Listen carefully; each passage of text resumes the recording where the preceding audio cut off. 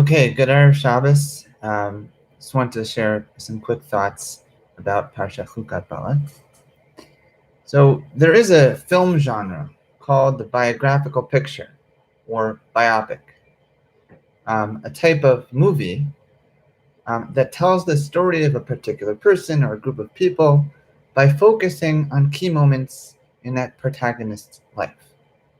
And I was recently listening to a discussion by a screenwriter who described the rules of how to write such a movie, how to write a biopic. And one of the rules that he described struck me as being very important and insightful about our Parsha.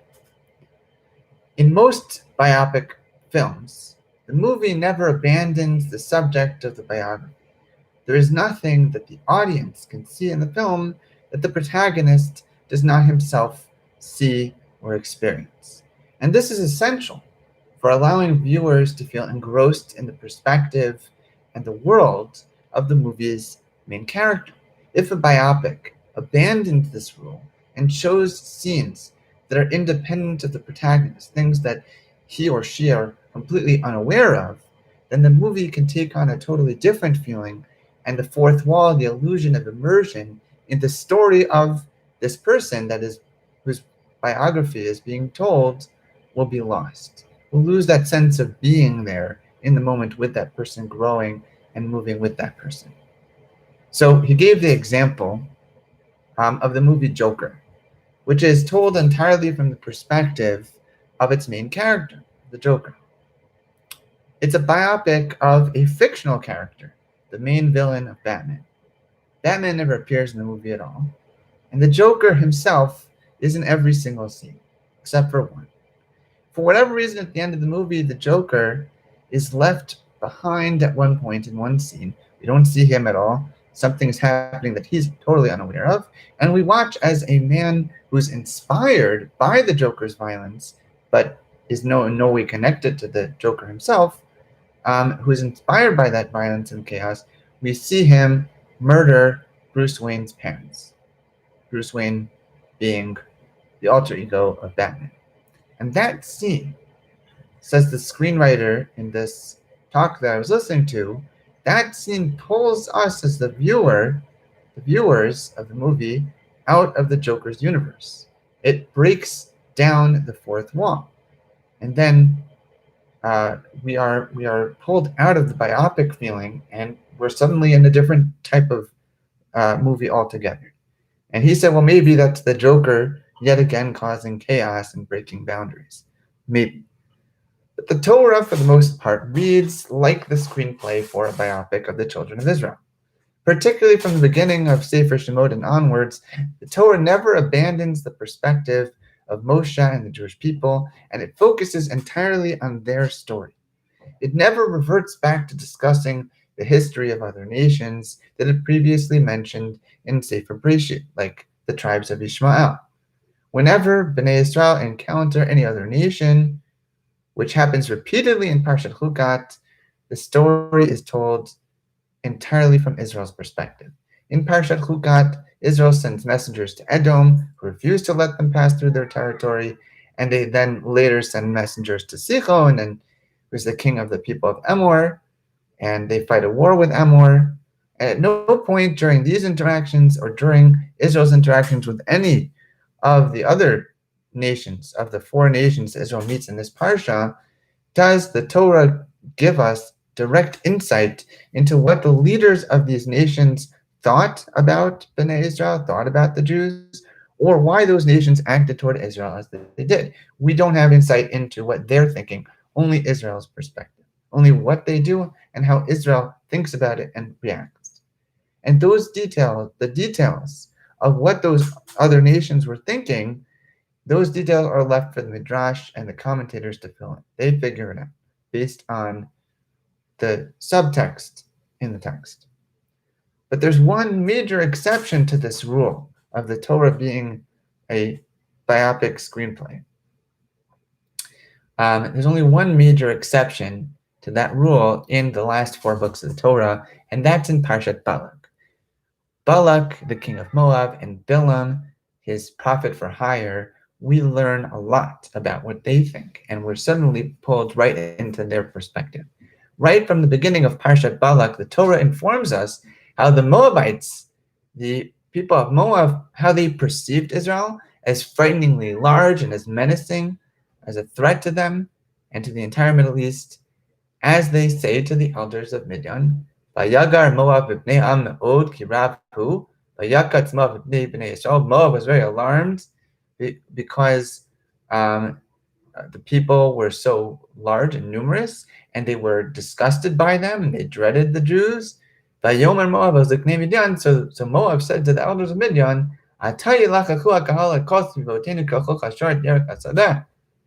now this huge group of people, this congregation, they're going to lick up all our surroundings the same way that an ox licks up the grass of the field. Right? So there we are getting insight, direct insight into the thoughts and feelings and independent behavior of Moab and Midian, even though Israel is not even directly connected to this story. I mean, it's about Israel as a subject, Israel is the object of their discussion, but it is not. They are not a character in this part of the story.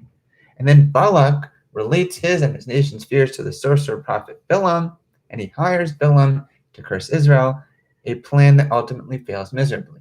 And in this narrative, we are granted insight into the fears, deliberations, negotiations made amongst these enemies of Israel. We read about Bilam's talking donkey, about the precise number of sacrifices that Balak offers, about Bilam's conversations with God, about whether he's permitted to curse the Jews and why. But the Jews themselves never appear as characters in those 3 chapters about Balak and Bilam. The Jews are only the topic of conversation, the background of the story of Balak and Bilam, but they are not active participants in that story. And so the question that some of the commentators ask, and that's obvious from anyone reading the rest of the Torah around this story, is why would the Torah suddenly cast aside its biopic style of storytelling in this moment? What can we learn from this story that made it necessary to include it in the Torah and for the Torah to break with its dominant storytelling genre? So yesterday, I read an editorial piece in The Atlantic by author Thomas Chatterton Williams entitled, "Do Americans Understand How Badly They're Doing?" And in the article, Williams, who lives in Paris, France, points out that as badly as France had previously fared during this pandemic, the feeling in Paris is one of relief, of hints of normalcy, and increasing sense of security. He writes, from the perspective of an American living abroad, that as European, Asian, and Oceanian countries loosen restrictions on social behavior in their borders, the people living in those countries are looking on in horror and pity as the United States fails to meet the challenge of suppressing the spread of the virus. Whereas we here in America, we Americans might not feel the shame of this disaster within U.S. borders, Williams, being abroad, writes that the scale of the American public health disaster is very noticeable and shocking from his outsider's view across the Atlantic Ocean. And Rav David Stav, in his book Parshat B'Ketana, points out that Bilam serves a similar role as an outsider with respect to the Jewish people. Because every morning, Jews around the world begin their prayers with a verse of praise for Israel attributed by the Torah to Bilam, as follows: Ma tohu halacha Yaakov mishkanotecha Yisrael.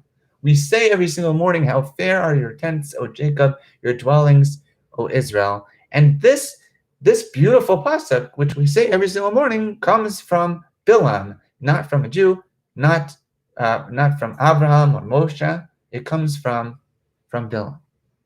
Bilam praises the dwellings of the Jewish people. And Rashi explains that what Bilam noticed was that the tents of Israel had their doors all face in the same direction, which would prevent any member of the nation from being able to see through the door of their neighbors. So the Jewish people collectively as a society showed that they valued privacy in a way that was completely foreign to Bilam. It was something that, despite his interactions with nations throughout the Middle East, Bilam had never seen before. Rabbi Natan of Breslov, in contrast, points out that Chazal also interpret these words, Matovo Alacha Yaakov Mishkanotecha Yisrael, to be praise not of the Jewish people's living spaces of their homes, but of their houses of worship and houses of study, of their Batei Knesiot and Batei Midrash. The Jewish people, from Bilam's perspective, says Rabbi Natan of Breslov, were uniquely united, capable of gathering under one roof to serve the same God and study the same Torah, something that also was unique to the Jewish people. Rav Stav notes that there are no similar quotes of unqualified praise about the Jewish people found elsewhere in the Torah. These observations about Israel were only possible from Bilam's outsider's perspective, from someone who could see Israel from 30,000 feet at the top of a mountain. These comments could only come from one who wanted to curse Israel and find fault in them, but couldn't do so once he saw what they were like from afar. Dr. Erica Brown writes that this broader perspective was necessary for Israel at that moment. Over their 40-year trek in the wilderness, they had lost the ability to see the bigger picture, to feel pride in their growth and success, to look forward to their imminent arrival in the Promised Land. They had seen themselves as small and vulnerable. They were survivors of years of internal strife and a struggle to leave the suffering and slavery mentality in the past. They had lost sense of the grand mission with which they were tasked. Bilam's blessings perhaps gave them and us a new viewpoint from which to look at where they were. Only Bilam could remind them that Yizal Mayim Midalyav Uzaro B'Mayim Rabim V'Yarom Me'agag Ma'akov V'Titesem Achuta. That their boughs drip with moisture, their roots have abundant water, their king shall rise above Agag, their kingdom shall be exalted. God who freed them from Egypt is for them like the horns of the wild ox. They shall devour enemy nations, crush their bones, smash their arrows. They crouch, they lie down like a lion, like the king of beasts. Who dare rouse them? Blessed are they who bless you, accursed are they who curse you. Dr. Brown quotes an article from the Harvard Business Review by Ronald Hafetz and Marty Linsky, in which they advise leaders to get off the dance floor and move to the balcony.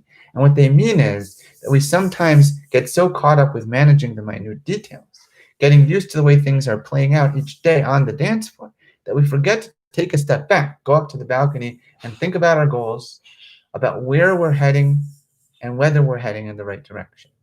How do we make a course correction? Are we focusing too much on minor problems and losing sight of our accomplishments and the larger purpose of what we're doing? For me, at least, the last few months have often felt like a series of attempts to put out fires. We all had to figure out how to do distance learning and teaching, how to create community online and in socially distant outdoor settings, how to shop while minimizing time outdoors, etc. We had to figure out how to stay sane despite all the stressors that we're facing, from job insecurity or loss, to health dangers, to the deaths or illness of family, to friends to